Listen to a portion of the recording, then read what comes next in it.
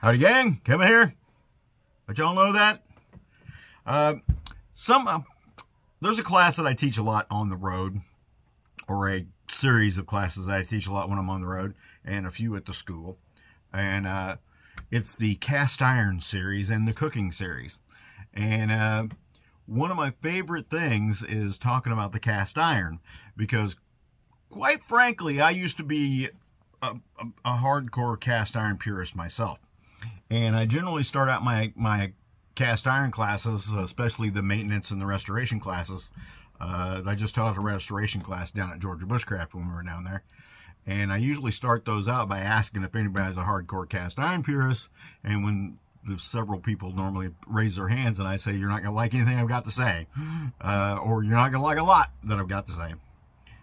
Because a lot of the cast iron myths that are running around out there, and a lot of the cast iron rules, like reseason after every use, only use such and such a reseason, never use soap and water, never cook anything acidic, never do this, never do that, never use metal utensils.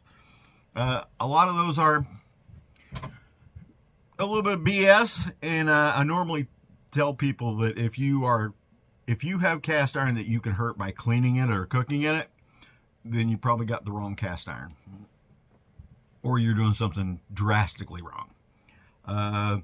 Let's talk about that first one that everybody wants to talk about. Soap and water. A little bit of soap and water is not going to hurt your cast iron. It's not. Cast iron can withstand that. What you really don't want to do is leave it soaking for long periods of time in soap and water. Things like Dawn and things like that. It's really good to wash your dishes and things with, but it breaks down oils and grease and things like that. And that's how your cast iron gets seasoned, through the fats and the oils and things like that that are used on it. So, soap and water, good to go. Just don't soak it overnight. And even if you do, you're just going to have to reseason a little bit, take care of a little surface rust. Metal instruments are one of my favorite things to hear everybody go, you can't do this, you can't do that, you can only use wood, you can only use this, Cast iron companies themselves tells you things like that. Don't use metal spatulas, don't use metal spoons, don't use metal tongs, don't use all this stuff. But then they'll sell you a piece of little stainless steel chainmail to clean your cast iron with. So don't try to gouge metal off while if you're using a metal spatula. Don't get in there and grind with it.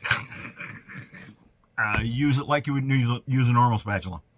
And if you do get a little scratching, it's probably going to be in your coating, in your seasoning, and it'll be gone the next couple of times you cook on it. Number 3, acidic foods. Can acidic foods eat up your seasoning? Yeah, but only if you leave them in there for extended amounts of time. I cook chilies and things like that. It's got a lot of tomato and things in it. And I do long, slow cooks, 2 or 3 hours or more. More is preferable, by the way. And I haven't noticed it hurting my seasoning any more than anything else. So, with all those being said, tell me what you guys would like to talk about cast iron and cooking and camp cooking and campfire cooking in general, and we will work some of that in. So, see you all in the woods.